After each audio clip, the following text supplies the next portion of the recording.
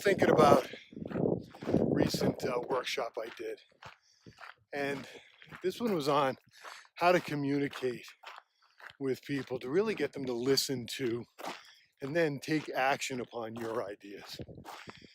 And basically, that really comes down to how do you communicate with somebody to get them first to listen and then actually make a change in either what they think, how they feel, or what they do.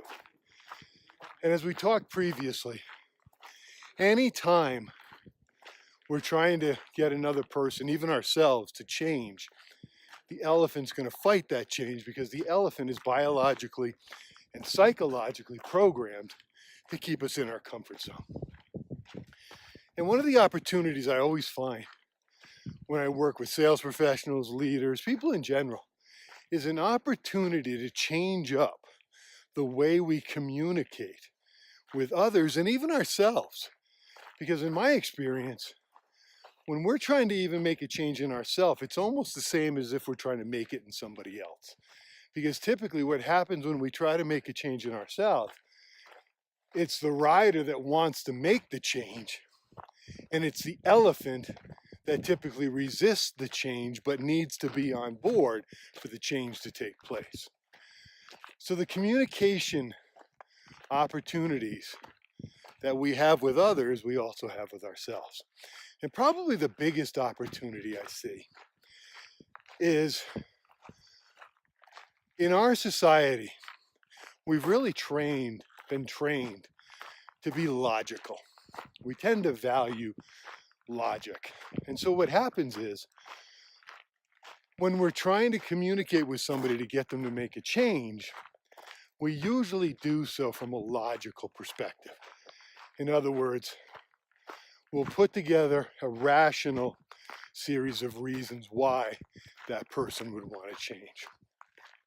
While that seems like the logical thing to do, it doesn't align with the way our brains actually work as it relates to change. The only part of our brain that deals in rational logic is our conscious rider's left brain, the decision justifier. So it always tries to come up with rational reasons to justify either making a change or not making a change. The problem is the left brain doesn't do anything else. It doesn't cause change in any way.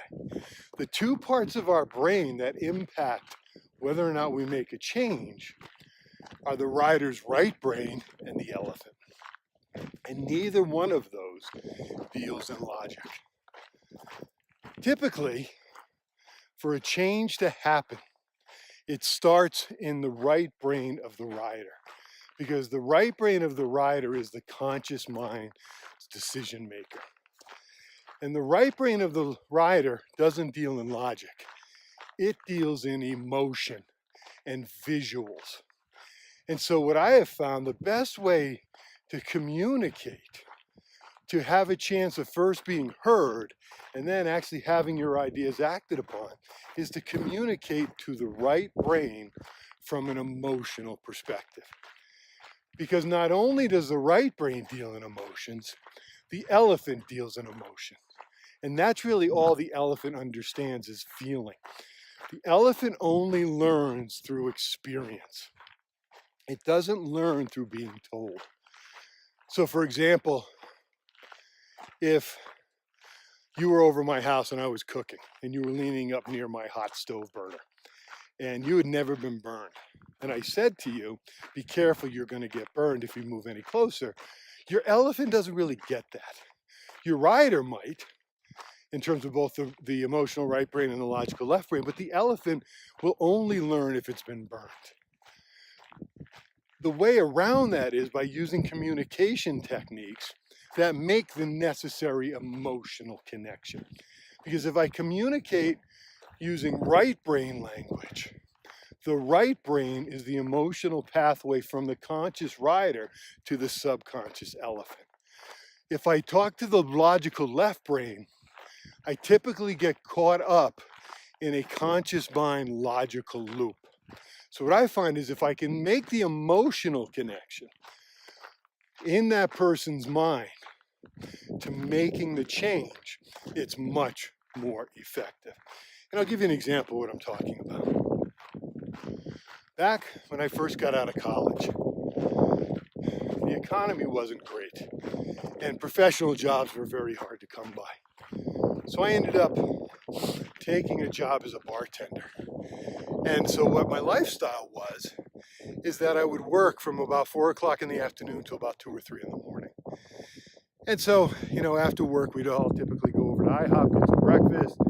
So my lifestyle was weird hours, eating unhealthy, and not working out. And even though I was only 23 or 22 at the time, I was gifted with a metabolism that the second I stop working out, I get out of shape. And I pile on weight very, very easily. So in a short amount of time, I began to pile on a fair amount of weight. And one day, I was invited to play racquetball with some friends of mine. And within about 2 seconds on the racquetball court, I was doubled over, out of breath, just gasping for breath. And my conscious mind rioter said, my right brain said, you know what? I need to get in shape. I need to start eating better. So I made the conscious decision to change. And so I joined the gym, bought a bike. But in reality, over the next year, nothing really changed. Occasionally I'd work out, but more often than not, my left brain would come up with a justification for not working out. And this went on for about a year. And then one day, I was working on my car with my dad. And my dad was the type of guy that could work on a project all day long and never get frustrated, never get tired. And after a couple of hours of working on the car, all of a sudden he just threw his wrench down and he went into the house. And I was like, that's kind of weird.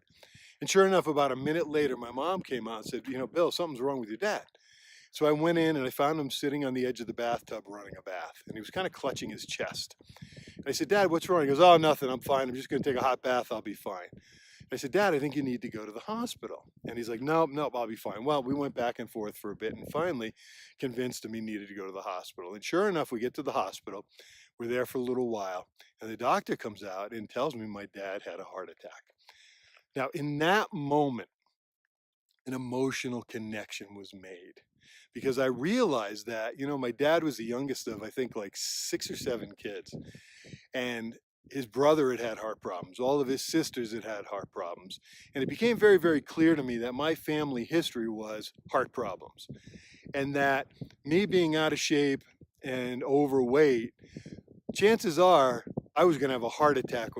My dad was only 58 years old when this happened, and he was in good shape. He was in, good physical condition, not overweight, never drank to excess, never smoked. And here I am, 23, overweight, really out of shape. And it begins to dawn on me the emotional connection between staying like that and what might happen in my future. And the real icing on the cake came when the doctor said, he had a heart attack, but he came through it amazingly well because he was in such great physical condition. And in that second, everything clicked. And my life changed because there was an emotional connection now between getting healthy, working out, eating better. It wasn't just a mental concept anymore, it was an emotional concept. And from that point on, my life changed and I began to make the changes that got me in better condition. And that's lasted for 30 plus years. Not that I'm in the best shape of my life, but I'm in far better shape than I was when I was 23 years old. And so what I'm saying is, if we're going to communicate with somebody to try and get them to make a change, even if that somebody is ourselves, the key is to be able to make an emotional connection. Now, it doesn't take a heart attack, but it does take enough of an emotional connection to get that person to realize that they're going to be missing out on something that really matters to them if they don't make a change.